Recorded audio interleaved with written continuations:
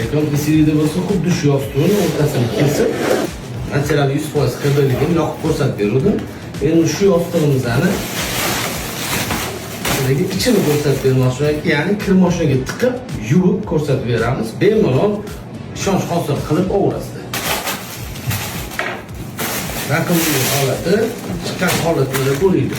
Kuchim bilan bosuvni shunda oxirgacha shakli keladi. Ko'rishingiz mumkin.